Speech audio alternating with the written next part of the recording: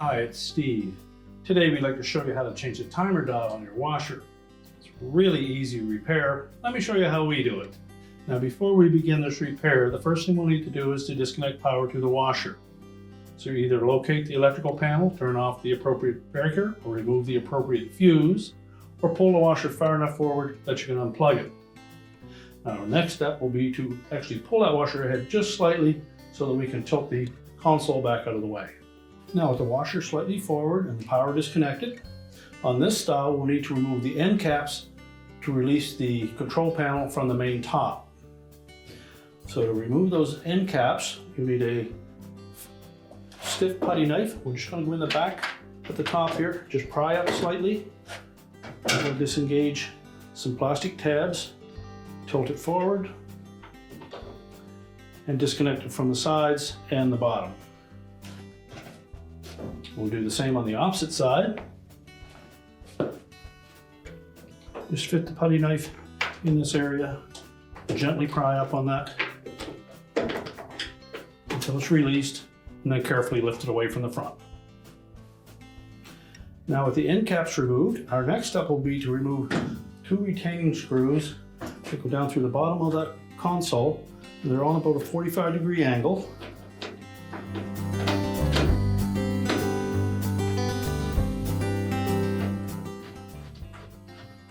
Now you may not need to remove those completely, but they'll have to come out pretty much all the way. And then we'll pull the console just slightly forward. Now with the console unattached from the main top, we can tilt it up, and that will give us access to the back of the timer so that we can remove that timer knob.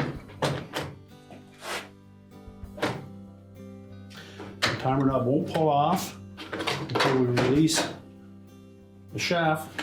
It goes down through the center of that. So push the knob all the way in, then taking a small flat blade screwdriver, we're just going to catch the edge of that D-shaped shaft and pull that back about 1/4 of an inch.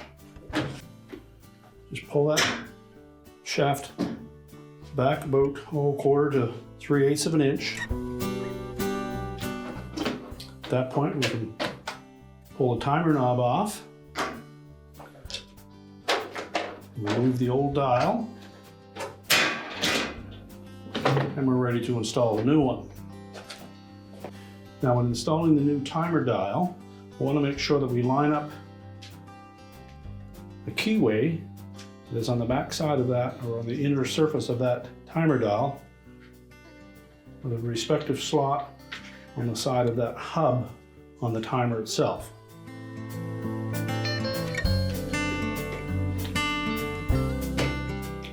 With it lined up properly, it will slide all the way onto the timer, flush with the control panel.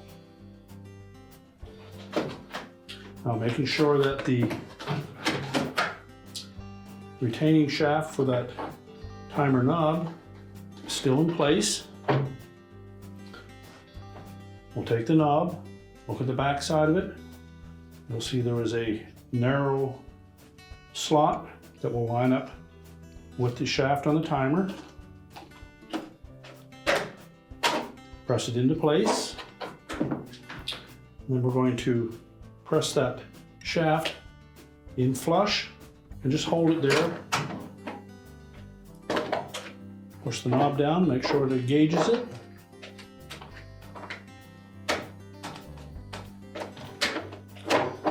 At that point you should be able to pull the knob and it should stay on that shaft. Just verify at the back with the knob in that that retaining shaft is flush with the back of the timer. And then we're ready to reinstall the console. We can then rotate that console forward.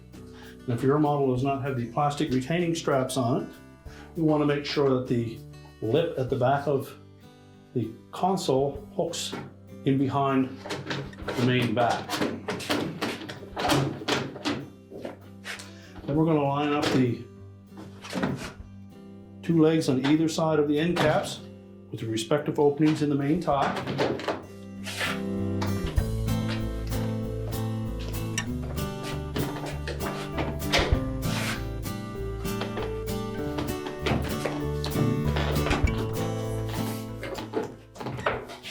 sure it's flush, push it back till they lock in place, and then we'll secure it with the 2 retaining screws.